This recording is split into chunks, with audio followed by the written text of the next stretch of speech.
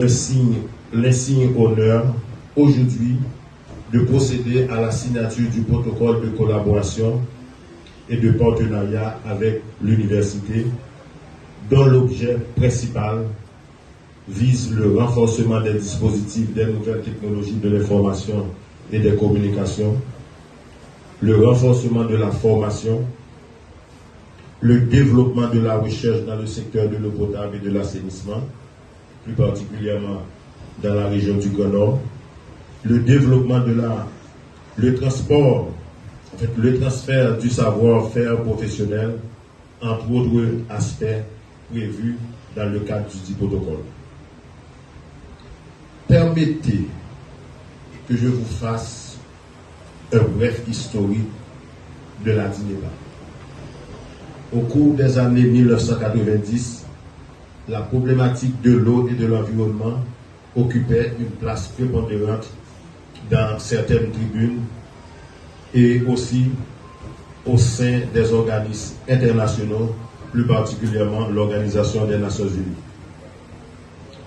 En 2009, sous l'instigation du président d'alors de l'Assemblée nationale, Dr Kelly Sébastien, la DINEPA a vu le jour par la fusion de la CAMEP, du SNEP et du POCHEP. Depuis lors, à côté des directives gouvernementales établies dans la loi cadre portant organisation du secteur de l'eau potable et de l'assainissement en Haïti, les efforts de la DINEPA à travers les offices régionaux d'eau potable et d'assainissement, à savoir OREPA Ouest, OREPA Nord, OREPA Sud et OREPA Centre, s'inscrivent dans la logique des OMD dans un premier temps et aussi dans celle des ODD en référence à l'objectif 6 définant l'accès universel aux services d'eau potable et aux services d'assainissement de base. Aujourd'hui, la DINEPA est financée à 98% par les fonds de la coopération internationale. Je répète, la DINEPA est financée à 98% par les fonds de la coopération internationale, plus particulièrement de la coopération espagnole, de la Banque mondiale, de la coopération suisse, de l'UNICEF, de l'USAID, de la Banque interaméricaine de développement, pour ne citer que ses partenaires techniques et financiers là. Dans le Grand Nord, les principaux partenaires techniques et financiers de la DINEPA qui interviennent aux côtés des différentes institutions régionales sont la coopération espagnole et la Banque interaméricaine de développement. À titre d'exemple, tous les travaux de construction du réseau urbain et les zones périurbaines de la commune du Cap-Haïtien est financé soit par la coopération espagnole à hauteur de plus de 7 millions de dollars américains, c'est-à-dire de la rue 2 jusqu'à la rue 24 entre les lettres A et L au niveau du centre-ville. Les zones périphériques, au niveau des zones périphériques, le financement est de l'ordre de 60 millions de dollars par la Banque interaméricaine de développement. On n'aime pas que je dise, que je mentionne les montants, parce que quand je les mentionne, eh bien, certains politiques pensent que là, cet argent-là se trouve dans les poches de nous autres là qui sommes ici présents, ou bien du directeur régional, ou bien de la coordonnatrice du programme, ou bien du directeur général de la DINEPA. Ce n'est pas le cas. Nous sommes assujettis aux conditions ou bien à la non-objection des bailleurs de fonds. Eh bien, si on doit dépenser un montant qui dépasse 5 000 $, il faut avoir la non-objection des bailleurs.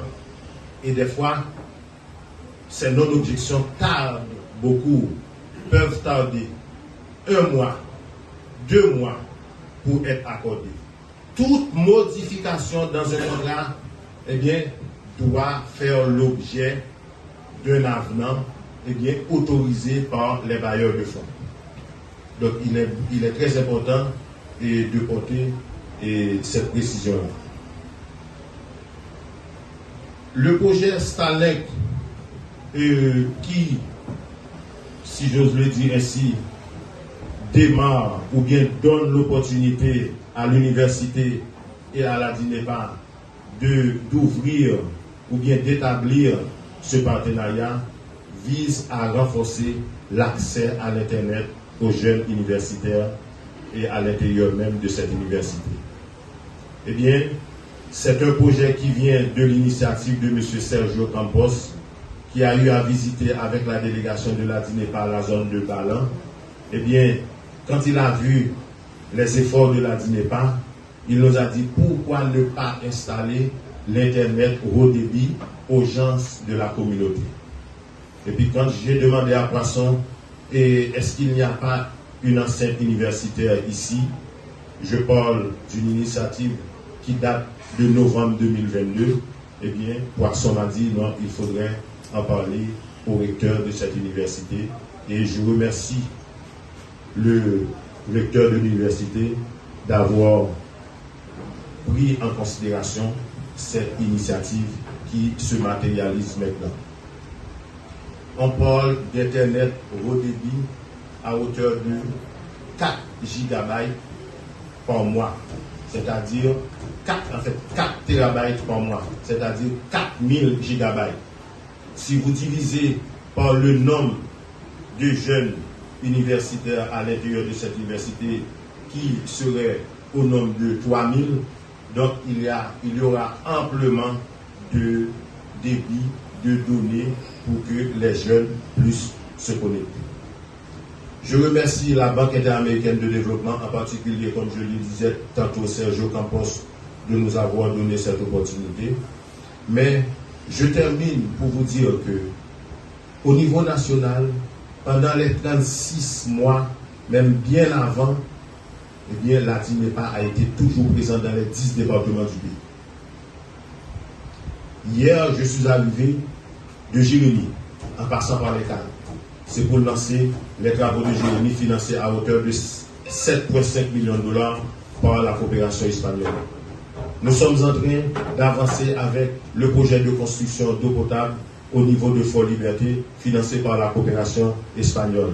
Nous sommes en train de procéder à une amélioration de l'énergie au niveau du réseau de Wanamed, parce que l'utilisation de groupes électrogènes consomme trop de carburant. Il y a lieu de passer de l'énergie, en fait des énergies fossiles à l'énergie solaire. Nous sommes en train de travailler dans ce sens. Nous sommes présentement au niveau de la ville des Gonaïves à hauteur de près de 8 millions de dollars dans le cadre d'un projet de construction du réseau de la ville des Gonaïves et zones périphériques financé par la Banque interaméricaine de développement. Nous sommes présents actuellement au niveau de la ville de Rennes, eh bien, pour finaliser la construction du réseau à hauteur de 7 millions de dollars. Nous sommes présents au niveau de Las Caobas à hauteur de 10 millions de dollars dans le cadre de financement par la Banque mondiale. Nous sommes présents au niveau de la ville de Jacmel où nous sommes en train de finaliser la construction du réseau de la Fond et nous comptons procéder à l'extension du réseau au niveau du centre-ville de Jacmel. Nous sommes présentement, permettez ce pléonasme, au niveau de la région métropolitaine, malgré l'environnement sécuritaire un petit peu délétère, retardant l'ensemble de nos activités. Permettez que je mentionne à titre d'exemple les travaux que nous sommes en train de réaliser au niveau de Vivi-Michel à Pétionville, au niveau de Belleville à Pétionville, au niveau de Cité Soleil avec un groupement composé de 2 firmes haïtiennes. Nous sommes présentement, malgré l'environnement sécuritaire délétère au niveau de Martissan, en train de travailler jusqu'au captage de Miami, c'est-à-dire que la DINEPA est en plein chantier au niveau national. Eh bien, c'est avec modestie que je vous dis ceci pour terminer. Si vous réunissez 3 directions générales à l'intérieur de l'administration publique, eh bien, elles n'arrivent pas à réaliser le 30e de ce que nous avons réalisé seul au niveau de la DINEPA. Mais, pour ceux qui veulent le poste de la DINEPA, il est disponible. Après 7 ans d'expérience et de dur labeur. Nous n'avons pas besoin de faire tractation, faire ci, faire ça. Donc, vin prend la main. Eh bien, nous allons avec les procédures tant de la Banque mondiale, de la coopération espagnole, de l'UNICEF et de la Banque interaméricaine de développement. Je vous remercie.